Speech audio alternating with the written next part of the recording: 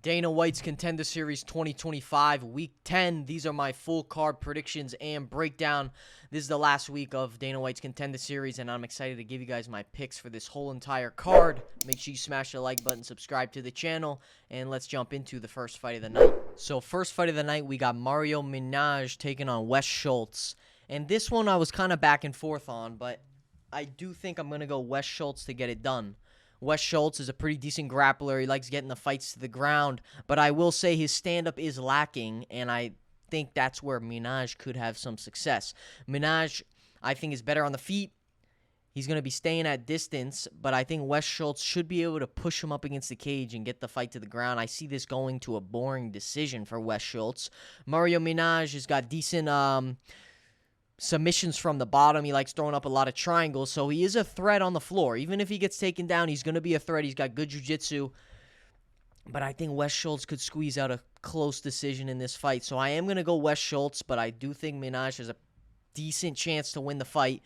If he's able to keep it on the feet, and if he's able to maybe wrap up a submission from bottom, he could get it done. He could finish Wes Schultz. But the odds on this fight, we got Wes Schultz sitting at a minus 170. And Mingaj is the plus 145 underdog. Mingaj, I would say he's got a pretty solid chance. This is a close fight. And honestly, it could potentially go either way. Wes Schultz's stand-up is very lacking. We saw Wes Schultz on the Contender Series against Abdul Malik, where he was just getting beat up.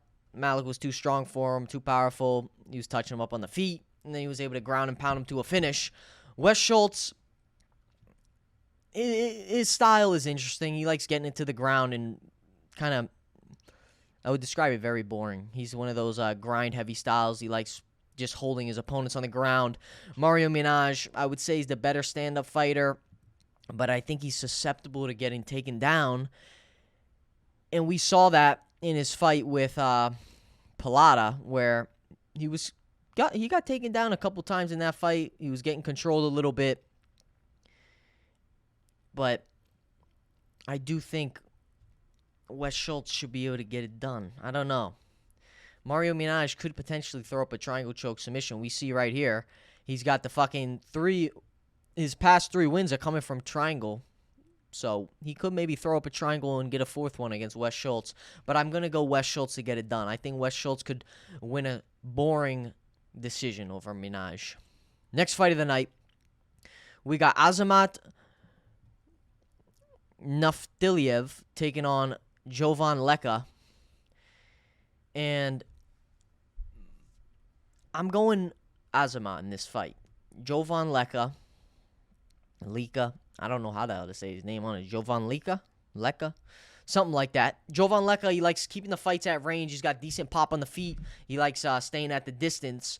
And I would say this guy Azamat is a wild striker on the feet. He comes forward. He throws big, wide, looping hooks. And Leka could potentially catch him coming down the center. But I think Azamat is going to be a little too strong. Leka is going to have the reach advantage. He's going to have the range advantage. And he's a big motherfucker. He's sitting at 6'5". And Azamat is 6'1". So the height difference is going to be there. The reach advantage is going to Leka. But I do think Azamat is going to be able to get this fight to the cage. And he's going to be able to get the fight to the ground against Leka, and I see him winning. I would probably go a decision for Azamat Nuftillaev in this fight. I think Nuftillaev is going to be too strong. He's going to come forward with a lot of looping shots, and I think that'll throw off Jovan Leka.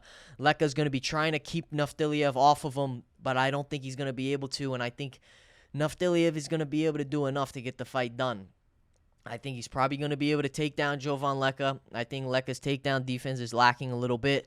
And I think Nuftillaev is just going to be too strong for him. And I think the clinch work's going to be too strong. And I think he's going to grind him out. We could potentially see a finish. Maybe he could ground and pound Jovan Leka. But I do think Azamat should be able to win this fight. The odds on this fight, we got Azamat Nuftillaev sitting at a minus 126.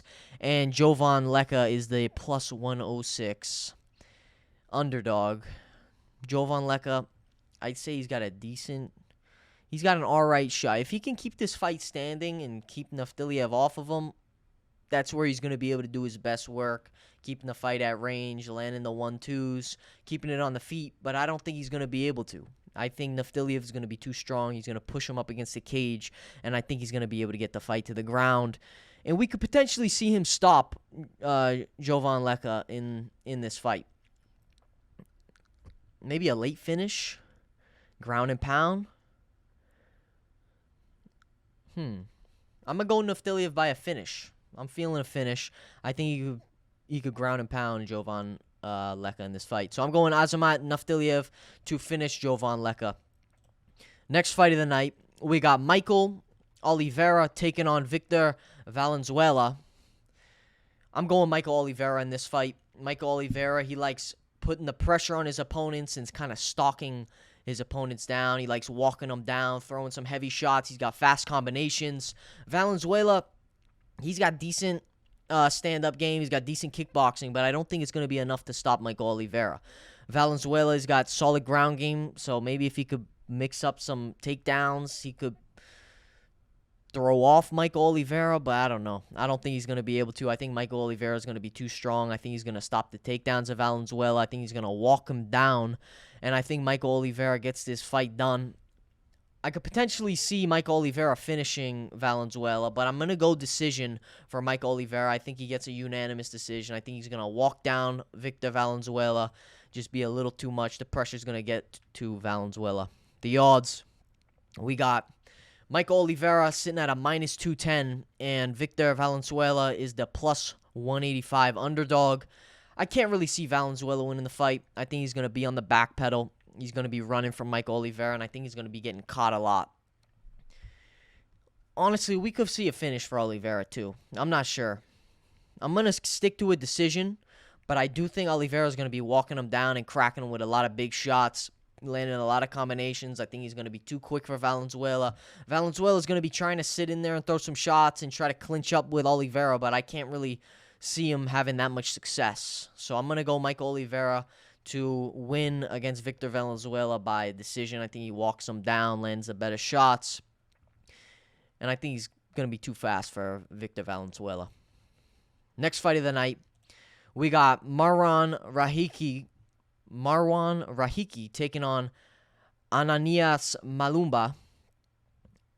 And if you guys haven't seen Rahiki, he's got fucking solid stand-up. He's got solid kickboxing, and he's going to win this fight. I think he knocks out Mulumba in the first round. I think this is going to be a quick finish. I think Rahiki is going to come out throwing bombs. He's got a big right hand. He's got a lot of pop in his shots, and I think he's going to catch Mulumba early. Mulumba, he throws decent volume. He likes pushing his opponents back, being on the front foot. But I think in this fight against Rahiki, he's going to be getting outclassed. I think Rahiki's going to be catching him with a lot of shots on the feet, and he's going to land some big punches. I think Mulumba's going to be very timid in there. He's going to be afraid of the power coming at him, and I think Rahiki's going to walk down Mulumba and fucking knock him out in the first round. This is going to be a quick finish, and I see Rahiki being able to get it done fast. The odds on this fight, Mulumba is sitting at a +210, and Rahiki is the -250. Rahiki, he's the lock of this card. I think he's the easiest pick for sure. I think he knocks out Mulumba in the first. I think it's going to be fast.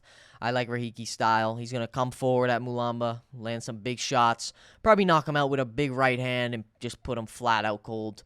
So I like Rahiki to win. Now on to the co-main event. We got Juan Díaz taking on Kwon. I'm going Kwon. I'm going Kwon to win the fight. Juan Díaz, he sits in the pocket decently well. He's got solid boxing, some decent stand-up striking, but I think Kwon is going to be too much. Kwon, very explosive on the feet, a lot of fast hands. He throws quick combinations, and I like him to win the fight. I think he's going to be able to tag up Juan Díaz. I think Juan Díaz sits with his head. I think he's open to get hit, and I think he sits on the center line a little too long, and I think Kwon's going to be able to catch him a lot, and I think Kwon could finish the fight. I'm going to go a late finish for Kwon. Kwon.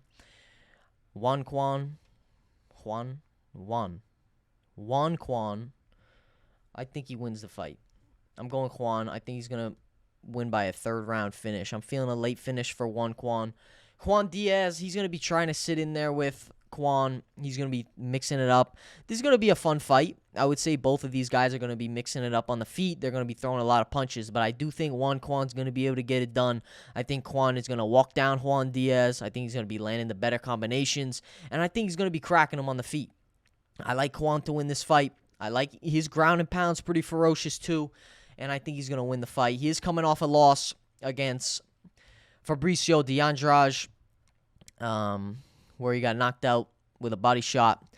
But I think he's going to be able to do enough to beat Juan Díaz. I don't know. I like Juan's striking. I like the way he mixes it up on the feet. And I think he's a little crisper, a little more technical than Juan Díaz. And I think Juan Díaz is going to be there to get hit.